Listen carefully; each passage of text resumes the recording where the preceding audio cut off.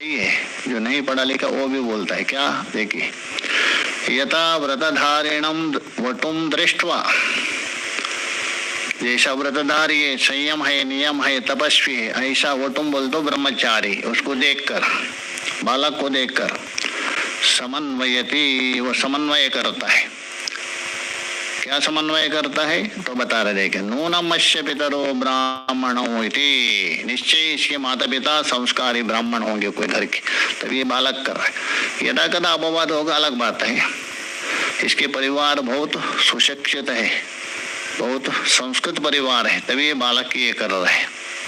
तो समन्वय बिठाते। अब देखा नहीं उनको, माता पिताओं को, किंतु इनमें जो देखकर ये सुशील बालक है और अपना नियम में तत्पर है, तो इसका मतलब इसका परिवार भी बहुत अच्छा सुशिक्षित है और संस्कृत है, समन्वय करते। यथा व्रतधारी वटुम दृष्ट्वा समन्वयति नूनमस्य पितरो ब्राह्मणो इति, ब्राह्मण से उपलक्षण लेना, अर्थात ये संस्कार युक्त है। नहीं तो आजकल तो ब्राह्मणस्तु कलत्रेण रमन्ते महिषा युवा पुत्रशोत्पादने रक्षा अदक्षा मुक्ति साधने, भागवत में बोल रहा है। तो इसलिए ब्राह्मण का मतलब है जो नियमानुसार चलने वाले, उसको। नहीं तो कहेंगे तो व्रतधारी होगा, उसका अनुमान करेंगे ब्राह्मण करके, ऐसा नहीं। मतलब ब्राह्मण का अपना कर्तव्य होता है, अपना अपना कर्तव्य, क्षत्रिय का अपना कर्तव्य होता है, तभी माना जाता है, अन्यथा नहीं। तो इसे अनुमान की एक दृष्टांत है, और भी देखा जाता है। कोई शिष्य को देखकर नियमित, इसका गुरुजी भी ऐसा होंगे विरक्त, कोई शिष्य को विरक्त को देखकर, अपवाद होता है छोड़ दीजिए, अपवाद मत लीजिए, नहीं तो अधिक से अधिक ऐसा होता है। जैसे कोई डॉक्टर होने से उसका बच्चा भी अधिक से अधिक उसी में ही जाते। तो इसलिए बता, एवं इदम त्रिगुणम, इसी प्रकार ये इदम त्रिगुणम महदादि लिंगम दृष्ट्वा, ये त्रिगुणात्मिक महदादि जो लिंग है अर्थात 23 तत्व को देखकर, साधयामो अर्थात उसको भी हम सिद्ध करेंगे। क्या? अश्या यत् कारणम भविष्यति, अर्थात ये त्रिगुणात्मिक जो व्यक्त है, इससे हम अनुमान करेंगे, सिद्ध करेंगे, इसका कारण भी त्रिगुणात्मिक प्रदान है करके। यत् कारणम भविष्यति अतः समन्वयाद, इस प्रकार यहाँ समन्वय होने से, समन्वय बोल तो एक को देखकर दूसरे को समन्वय करना। अस्ति प्रदानम, प्रदानम अस्ति, ततः अव्यक्तम अस्ति, वैसे ही अव्यक्त है। कुतः? शक्तितः प्रवृत्ते, और एक हेतु दे रहा है, शक्तितः प्रवृत्ते, उसका अर्थ कर रहे देखिए। यह यो यस्मिन् शक्ता, यह बोल तो अस्मिन् संसारे, इस संसार में, यो बोल तो जो करता, यो शब्द से लेना करता, यस्मिन् शक्ता जो काम करने में समर्थ है, जिसके द्वारा, स तस्मिन्नेव अर्थो प्रवर्तते, उसी अर्थ में प्रवृत्त होता है। जैसा कुलाल है, घट बनाने में समर्थ है, इसलिए मिट्टी के द्वारा घट बनाने में प्रवृत्त होता है। और कोई मकान बनाने वाला है, उसमें समर्थ है, तो उसमें ही तो बोल रहे यो यस्मिन् शक्तः, शक्त बोल दो समर्थ। यदि समर्थ नहीं है, दूसरे में प्रवृत्त हो, बस वो भी गया, और जहाँ होगा उसको भी बिगाड़ देगा। और जिसका काम नहीं है, वो काम में यदि प्रवृत्त हो गया, नाव चलाना नहीं जानते, एक बार हम लोग जा रहे थे, तो नौका थी, नौका चलाने वाला नहीं था, एक ने कहा मैं नौका चलाऊंगा, आती कुछ नहीं है, नौका निकाल के बहाने लग गए, बाद में मुझे चलाना पड़ा। इसीलिए तो जिसमें जो समर्थ है वो उसी में ही प्रवृत्त होता है। सतस्मिन्नेव अर्थे, दृष्टांत दीजिए, जो घट बनाने में समर्थ है कुलालो, वो घट बनाने में ही समर्थ होता, वही सही सभी में। और जो भोजन बनाने में जो समर्थ है, जानता है, वो बनाएंगे, जो नहीं जाए तो जहाँ जितना डालना है, नमक ज्यादा डालेंगे, मिर्ची ज्यादा, कोई खा ही नहीं सकता है, 10 गाली देंगे। तस्मिन्नेव प्रवर्तते, यदा कुलालो घटस्य, जैसे कुलाल है, घटस्य करणे, अतः घट की उत्पत्ति करने में समर्थो, घटमेव करोति, वो घट बना सकता है आराम से। यदि कहेंगे तुम कपड़ा बनाओ, ना बटम संभव नहीं। रथ बनाओ, वो भी नहीं बन सकता है। हाँ, रथकार है, वो रथ बना सकता है। तथा अष्टि प्रदानम कारणम, उसी प्रकार प्रदानम कारणम अस्ति, कुतः कारण कार्य विभागात्, क्योंकि कार्य और कारण में विभाग होता है। देखिए, कार्य और कारण में अत्यंत विभाग भी नहीं होता है, अविभाग भी नहीं, भेद भी नहीं है, अभेद भी नहीं है। कार्य कारण में भेद भी है, अभेद भी है। अच्छा, मिट्टी को छोड़ करके घट रहता है क्या? नहीं रहता है, इसलिए अभेद है। और घट में होने वाला कार्य मिट्टी में नहीं होता है, इसलिए भेद भी है। व्यवहार में भेद है, क्यों?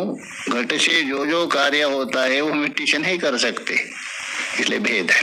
इसलिए भेद दिखा रहे, देखिए, कारण कार्य विभागात, कारण और कार्य में विभाग है, भेद है। भेद का मतलब अत्यंत भेद नहीं, जैसा वाच्यवाचक है ना, शब्द और अर्थ में भेदा भेद है, शब्द और अर्थ में भेदा भेद है।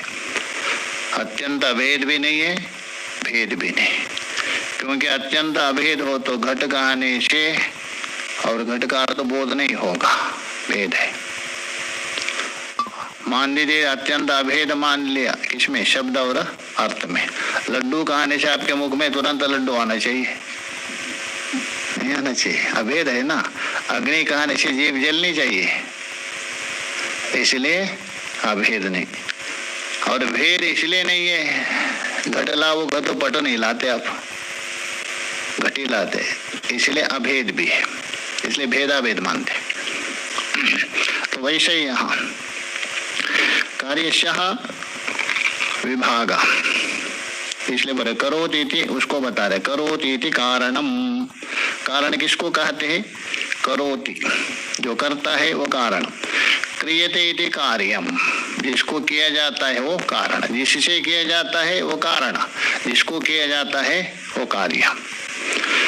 कारणस्य कार्यस्य च विभागो, इसलिए कारण और कार्य का विभाग भी होता है। एक पूर्व क्षण वृत्तित्व रहता है, एक उत्तर क्षण वृत्तित्व रहता है कार्य कारण में, किंतु अव्यवहित होना चाहिए।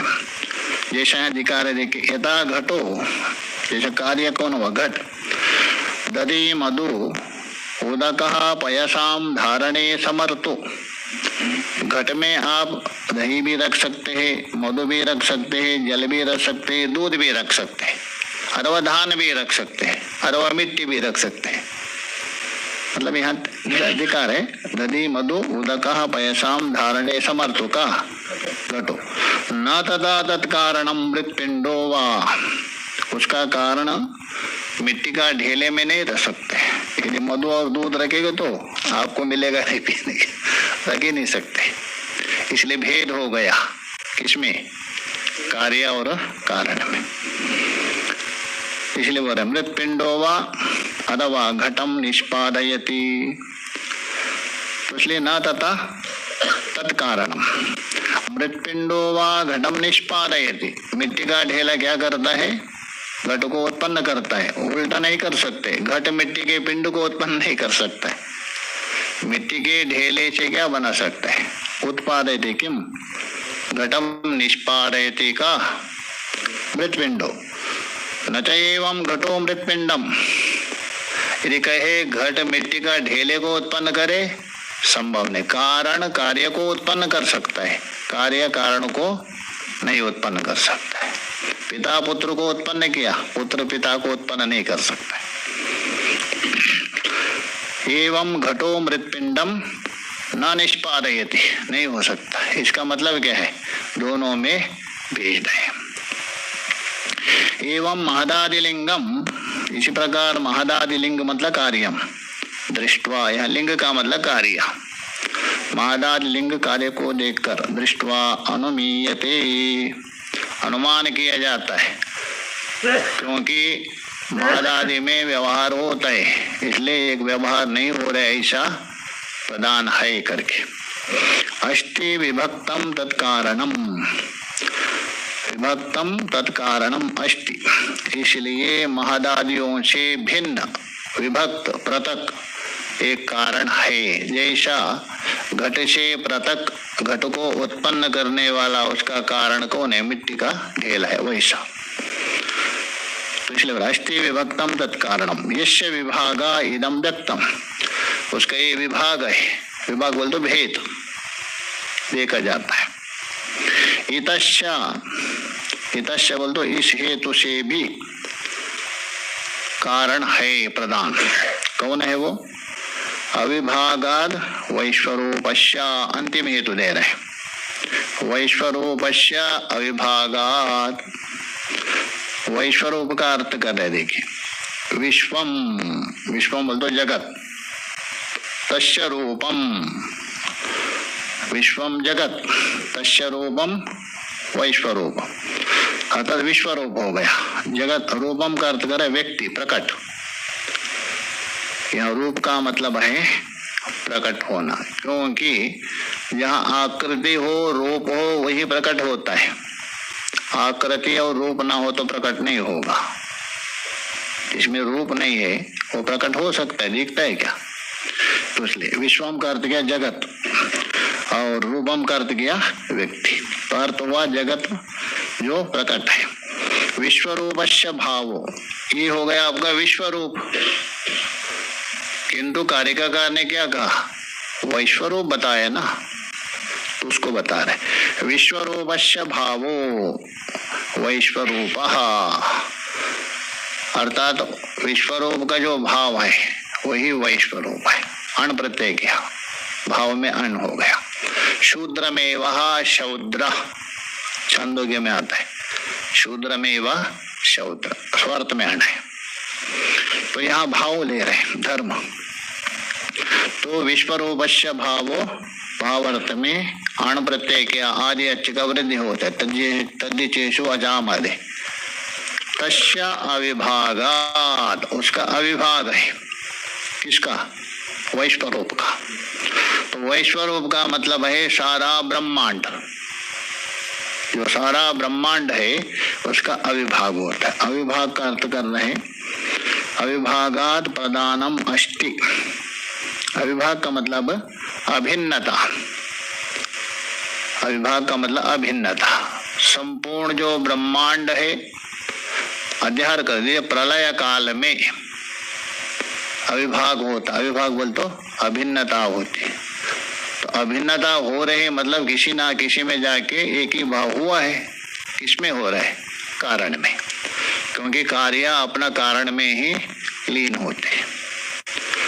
तो प्रधानम यस्मात् त्रैलोक, उसको षष्ठ कर रहे, यस्मात् त्रैलोक्यस्य पंचानां पृथिव्यादीनां महाभूतानां परस्परा विभागो नास्ति। जैसा त्रैलोक्यस्य, तीन लोक कहिए, पंचानां पृथिव्यादीनां महाभूतानां, जो पृथ्वी आदि जो पंच महाभूत और त्रैलोक, क्या इनका विभाग है क्या। त्रैलोक कहिए अथवा पृथ्वी आदि पंच महाभूत कहिए, एक ही है, अलग है क्या। हाँ, पृथ्वी आदि पंच महाभूतों से त्रैलोक बन गया, भिन्न है क्या। त्रैलोक क्या बोल दो, भूर्भुवः स्वः, सारा ब्रह्मांड बना किससे, इन पांच भूतों से बना है। तो पांच भूतों से ये जो तीन लोक ब्रह्मांड भिन्न नहीं है, ब्रह्मांड से पांच भूत भिन्न नहीं है। मिट्टी से घट भिन्न नहीं है, घट से मिट्टी बना, थोड़ा सा व्यवहार में भेद आता है। तो इसलिए बता रहा त्रैलोक्याना, त्रैलोक्यस्य, त्रैलोक्य हो गया भूर्भुवः स्वः, और उनसे पंचानाम का पृथ्वी आदि नाम महाभूतानाम, आकाश से लेकर पृथ्वी पर्यंत परस्पर विभागो नास्ति।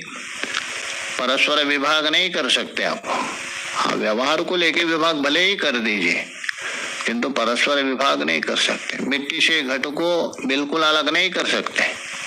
विभाग हो रहा है किसको, व्यवहार को लेकर। सोने से आभूषण को अलग कर सकते हैं क्या, किंतु अलग भी हो रहा है व्यवहार को। ये हार है, ये अंगूठी है, ये नूपुर है, ये व्यवहार को लेकर। तो परस्पर विभागो नास्ति। महाभूतेषु अंतर्भूत का, महाभूत के अंतर्भूत हो रहे तीनों लोक, महाभूत में अंतर्भूत त्रयो लोक इति, तीनों लोक महाभूतों के अंतर्भूत, क्योंकि महाभूतों से ही बना है इसलिए उसके अंतर्भूत होगा। तो पृथ्वी आप तेजो वायु आकाशम इत्येतानि पंच महाभूतानि कभी अंतर्भूत होता है, व्यवहार काल में नहीं लेना, व्यवहार काल में नहीं, प्रलय काल में। पृथ्वी आप तेज वायु आकाशम इत्येतानि का पंच महाभूतानि प्रलय काले सृष्टि क्रमेण एव अविभागम यान्ति। जैसा उत्पन्न हुआ है वैसा ही विपरीत रूप में लय हो जाता है। कहाँ? आपने कहा उसमें, पृथ्वी जाके जल में, जल जाके अग्नि में, अग्नि जाके वायु में, वायु जाके आकाश में, आकाश जाके अव्यक्त में लय होता है। तो वहां जाके अविभागत्व को प्राप्त किया। सृष्टि क्रमेण एव अविभागम यान्ति बोल तो प्राप्यन्ति गच्छन्ति। जैसे यहाँ लीजिए प्रकरण में सांख्य के अनुसार आकाश जाके लय होगा किसमें? शब्द तन्मात्र में। जैसे जैसे उत्पत्ति वैसे है। पृथ्वी जाके इसमें गंध तन्मात्रा में, जल रस तन्मात्रा में, अग्नि रूप तन्मात्रा में, वायु जाके स्पर्श तन्मात्रा में, आकाश शब्द तन्मात्रा। वैसा ही जो तन्मात्रा जाके अहंकार में, तन्मात्रा और इंद्रिया अहंकार में लीन हो, अहंकार जाके महतत्व में अभिन्न हो गया और महतत्व अभिन्न हो गया प्रधान में। तो ये जो 23 पदार्थ है व्यक्त, प्रलय काल में जाके अभिन्नता को प्राप्त कर रहे अविभाग को। तो ये किस में? अपना कारण में, इसलिए भी कारण है। पिछले यहां बता रहे देखे, सृष्टि क्रमेण एव अविभागम, प्रलय काले सृष्टि क्रमेण एव अविभागम यान्ति। ठीक है, सृष्टि क्रमेण एव कहा दिया ना? नहीं, सृष्टि क्रम से समझ लीजिए, विपरीत लीजिए। जैसे सृष्टि हो गए ना वैसा करने से गड़बड़ हो जाएगा। सृष्टि क्रम बोल तो जैसा सृष्टि हुई है वैसा प्रलय में विपरीत होता है। यदि सृष्टि क्रम से यदि हो तो महातत्व से किसकी उत्पत्ति हुई? अहंकार की। तो महातत्व जाके अहंकार में लीन होना चाहिए, अहंकार जाके तन्मात्रा और इंद्रिया में लीन हो गया, तन्मात्रा जाके महाभूतों में होना चाहिए। ऐसा नहीं, उल्टा होता है। तो सृष्टि क्रमेण एवं आदि नहीं, अविभागम होना चाहिए, अधिभागम नहीं लेना। क्या है? अवि होना चाहिए। अविभागम यान्ति बोल तो प्राप्यन्ति। तन्मात्रेषु परिणामीषु, तन्मात्रा का परिणाम है तन्मात्राणि एकदश इंद्रियाणि च अहंकारे। तन्मात्रा में जो परिणत हुआ था कौन? अहंकार। वो तन्मात्रा और 11 इंद्रिया जाके अहंकार में अभिन्नता को हो जाएगा, अविभाग होगा। अहंकारो बुद्धो अथवा महतत्व में, बुद्धि प्रधान है अव्यक्त में। तो इस प्रकार ये 23 पदार्थ ही 3 लोक है, 23 पदार्थों से अतिरिक्त 3 लोक नहीं है। एवं त्रयो लोकः प्रलय काले, इस प्रकार ये 3 लोक है, भूर्भुवः स्वः। इसके अंदर सभी लेना, 3 ही नहीं लेना, 14 लोक। ऊपर के 7 पुराण के अनुसार 14 मानते हैं ना, 14 है ना, ऊपर के 7 नीचे के 7। तो एवं त्रयो लोक मतलब सारा ब्रह्मांड प्रलय काले, स्थिति काल में नहीं लेना, प्रकृतो अविभागम गच्छन्ति। ये हेतु दिया था ना, अविभागाद वैश्वरूपस्य, अभी लगा दीजिए, वैश्वरूपस्य बोल तो ब्रह्मांडस्य अथवा त्रैलोकस्य, इसका अर्थ है वैश्वरूप का। अविभागम बोल तो प्रलय काले अभिन्नताम प्राप्यन्ति। अच्छा, जिसमें जाके अभिन्नता को प्राप्त हो रहे हैं वो कौन है? वही कारण है, क्योंकि नियम है, जिससे उत्पन्न हुआ है कार्य उसी में जाके लीन भी होता है। इससे भी सिद्ध होता है प्रधान है। तो एवं त्रयो लोकः प्रलय काले प्रकृतो अविभागम गच्छन्ति, प्रकृति बोल तो अव्यक्त, अविभाग हो जाता मतलब अभिन्न हो जाता है।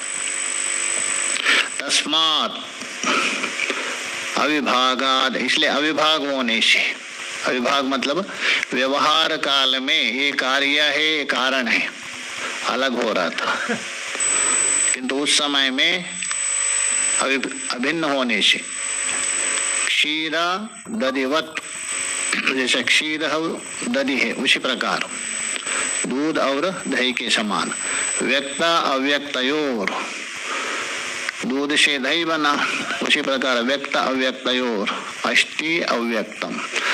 अरे यहाँ ये दृष्टांत तो दे दिया, किंतु आप पूछेंगे दही किससे बना? दूध से, और दही जाके दूध में लय होता है क्या? ये मत लीजिए, तो ये दूध में लय नहीं हो सकता है। मिट्टी और घटकर ही इतने दृष्टांत के लिए, जैसा क्षीर से अपना दही बना है उसी प्रकार अव्यक्त से व्यक्त बना, इतना है, इतना ही तात्पर्य। परिणाम हो गए ना, ये परिणाम के लिए दृष्टांत है, ये परिणाम मानते हैं ना, वेदांती विवर्त मानते हैं, ये परिणाम मानते हैं। पहले वेदांती ने कहा ये जगत है ब्रह्म का परिणाम है, पूर्व पक्षी ने कहा ब्रह्म का परिणाम हो रहा है आपका, क्या ब्रह्म आपका सवयव है निरवयव है? निरवय में परिणाम संबंध नहीं है, सवय में यदि माने तो अनित्यत्व दोष आ जाएगा। कैसा परिणाम मानते हैं? नहीं नहीं, हमारा जो विवर्त परिणाम है, परिणाम विवर्त परिणाम है। विवर्त का मतलब है जो मूल वस्तु जैसा का वैसा रहते हुए कार्यांतर में जो दिखता है। रस्सी जैसे की तैसा है किंतु सर्प रूप से, जलधारा रूप से ऊंचे दृश्य देखा, रस्सी में कुछ बिगड़ा है क्या? कुछ नहीं, इसी का नाम विवर्त। अथवा कारण विषम सत्तकत्व विवर्तत्व, कारण का जो विषम सत्ता है वो विवर्त है। कारण ब्रह्म है, कौन सा सत्ता है? ब्रह्म का सत्ता कौन सा है? पारमार्थिक, इसमें क्या ब्रह्म का सत्ता है पारमार्थिक, और जगत का सत्ता है व्यावहारिक हो गया, इसलिए विवर्त माना जाता। बहुत अंतर, एक ही सत्ता है, बाकी है ही नहीं, और वो उत्तमाधिकारी है। मध्यमाधिकारी के लिए दृष्टि सृष्टिवाद है, आपकी दृष्टि गई वहां सृष्टि है, वहां दो सत्ता है, पारमार्थिक सत्ता और प्रातिभाषिक। व्यवहारिक नहीं मानते हो, सब प्रातिभाषिक। और अधमाधिकारी के लिए सृष्टि दृष्टि है, सृष्टि दृष्टि है, सृष्टि हुई है पहले, आपकी दृष्टि नहीं है, वहां व्यावहारिक सत्ता भी माना है, तो व्यावहारिक सत्ता मानते हैं। तो इसलिए अजातवाद अंतिम है, उसके दृष्टि हुआ ही नहीं, कुछ है ही नहीं। अच्छा, सर्प देख रहे किसमें? रस्सी में, रस्सी में दिख रहा है, बताओ? हाँ, मन में दिख रहा है, क्यों चुप होते? रस्सी में दिख रहा है, मन में। अच्छा, मन में है तो अहम सर्प क्यों नहीं होता है? मन में जो भी अहम प्रयोग होता है, अहम सुखी अहम दुखी होता है क्या नहीं? क्यों? सुख दुख मन में है, इसलिए अहम सुखी अहम दुखी, उसे अहम सर्प होना चाहिए, मन में नहीं है। और रस्सी में यदि देख रहे, सबको देखना चाहिए ना, किसी को देख रहे किसी को नहीं देख रहे, इसका मतलब रस्सी में भी नहीं है, मन में भी नहीं, इसलिए है ही नहीं सर्प। वैसे ही जगत है ही नहीं, किसमें है ही नहीं, तो भी प्रतीति हो रहे, वो अजातवाद है उत्तम। तो हम लोग कैलाश पे पढ़ रहे थे अजातवाद, वो तो है ही नहीं कुछ। एक महात्मा थे रामकृष्ण मिशन के, अच्छे थे, वो बोलते स्वामी जी ये ठीक नहीं लगता है। हाँ, मिथ्या तो ठीक है, क्योंकि आज है कल नहीं। ये बोलते हुआ ही नहीं, हम चाय पी रहे हैं, बात कर रहे हैं, पेपर पढ़ रहे, है ही नहीं बोलते ये कैसी बात है? बोलते स्वामी जी आपका और हमारी बात नहीं है, ये पहुंची हुई बात है, वो ठीक ही बता रहे। ऐसे सुषुप्ति में है आपका कुछ, बताओ है? नहीं, वैसे इसलिए उत्तम अधिकारी के लिए अजातवाद है, मध्यम अधिकारी के लिए सृष्टि दृष्टि, अदम के लिए दृष्टि सृष्टि और अदमाधिकार के लिए सृष्टि दृष्टि माना है। वो 3 सत्ता मानते, 1 सत्ता 2 सत्ता 3 सत्ता, ये स्वीकार किया। तो इसलिए हम बता रहे व्यक्त अव्यक्तयोर अस्ति, इसलिए व्यक्त और अव्यक्त है। जैसा दही का कारण कौन है? दूध है, दूध से दही बना है। इसी प्रकार व्यक्त का कारण अव्यक्त है, अव्यक्तम कारणम। इससे इन 5 हेतुओं से सिद्ध हो गया प्रधानम कारणम अस्ति। आगे का विचार कल करेंगे। ओम पूर्णमदः पूर्णमिदं पूर्णात् पूर्णमुदच्यते पूर्णस्य पूर्णमादाय पूर्णमेवावशिष्यते। ओम शांति शांति। मेरे प्यारे दोस्तों, बहुत बहुत धन्यवाद श्रवण करने का।